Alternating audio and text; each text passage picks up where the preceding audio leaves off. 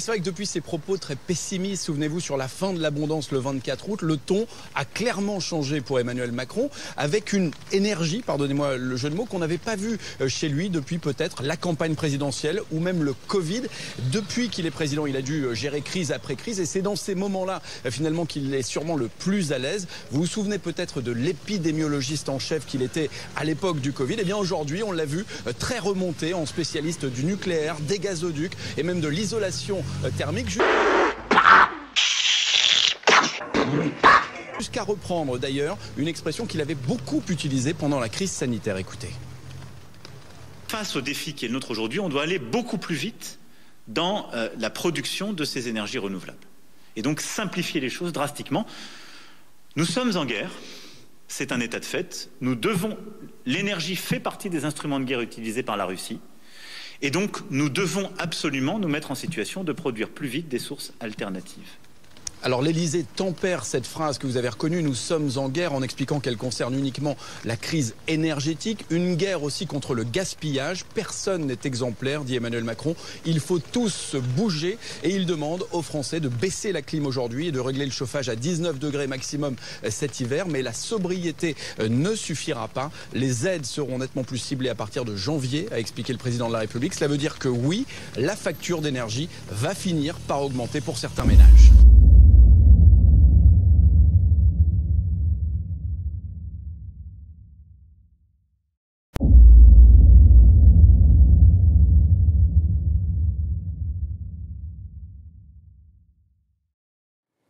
C'est pourquoi, après avoir consulté, écouté les experts, le terrain, et en conscience, j'ai décidé de renforcer encore les mesures pour réduire nos déplacements et nos contacts au strict nécessaire.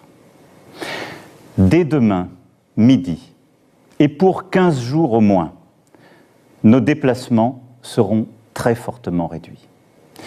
Cela signifie que les regroupements extérieurs, les réunions familiales ou amicales ne seront plus permises.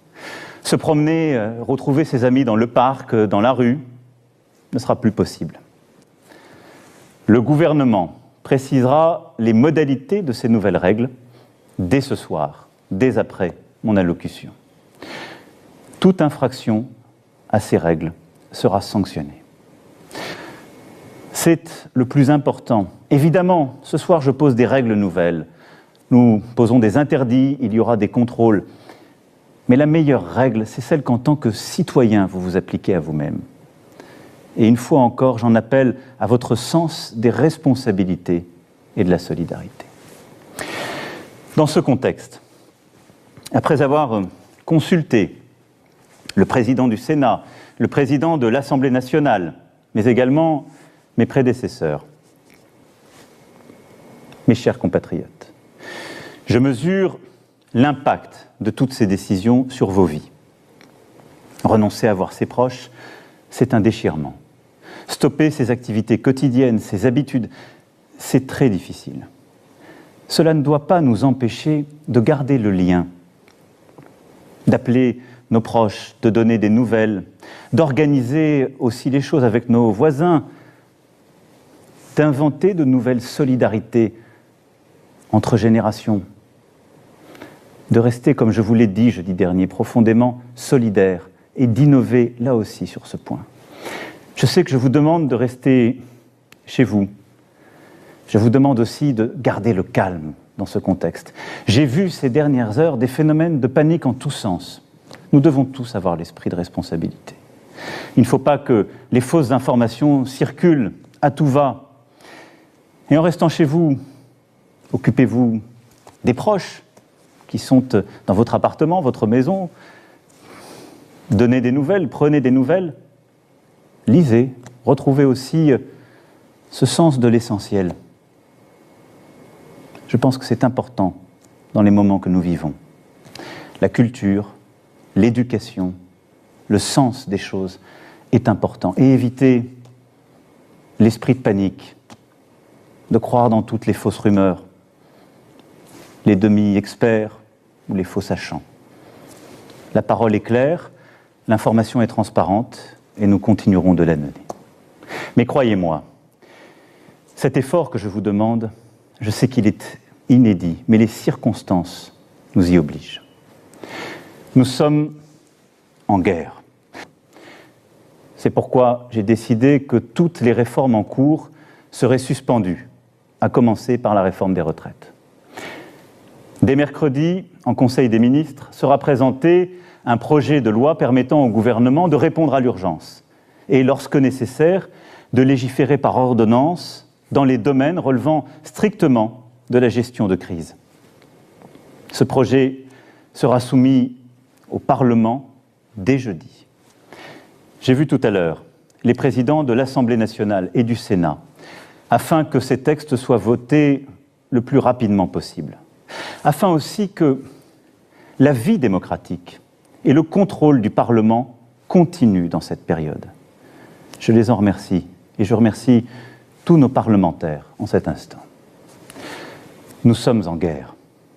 J'appelle tous les acteurs politiques, économiques, sociaux, associatifs, tous les Français, à s'inscrire dans cette union nationale qui a permis à notre pays de surmonter tant de crises par le passé.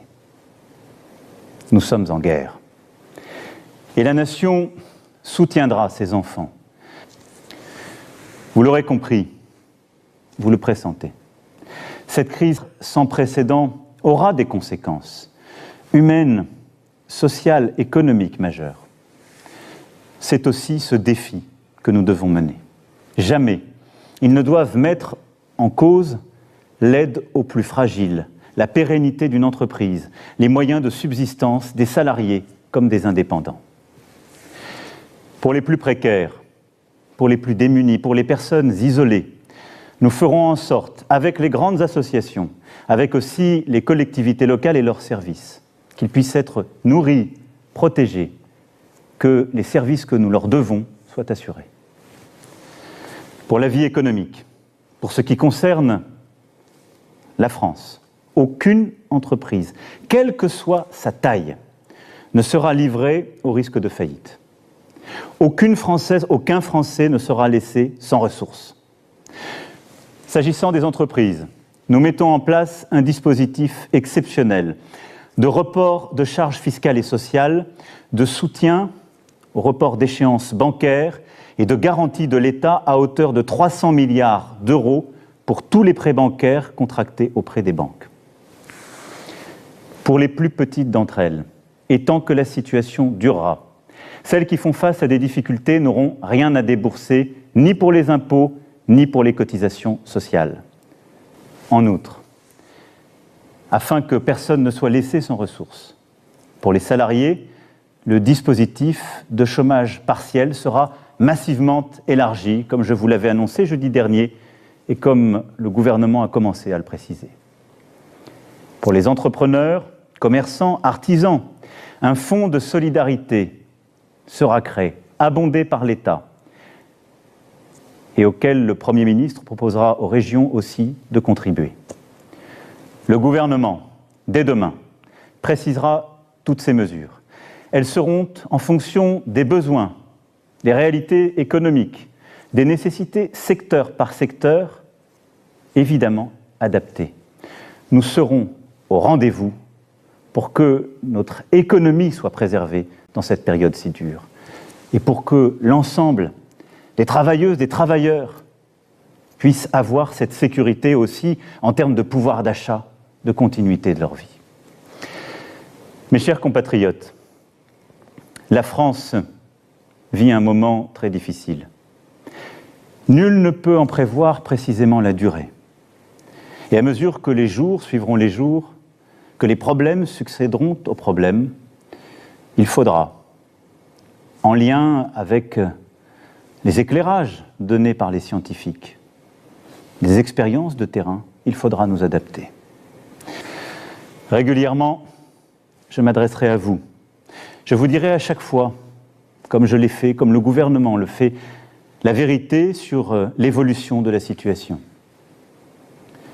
J'ai une certitude.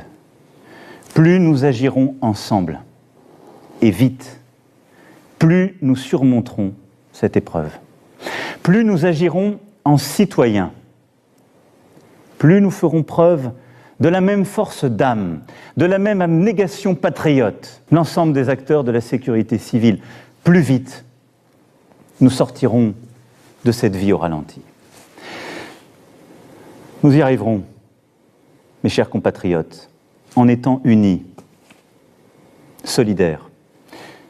Je vous demande d'être responsables tous ensemble et de ne céder à aucune panique, d'accepter ces contraintes, de les porter, de les expliquer, de vous les appliquer à vous-même. Nous les appliquerons tous. Il n'y aura pas de passe-droit. Mais là aussi, de ne céder ni à la panique, ni au désordre. Nous gagnerons. Mais cette période nous aura beaucoup appris.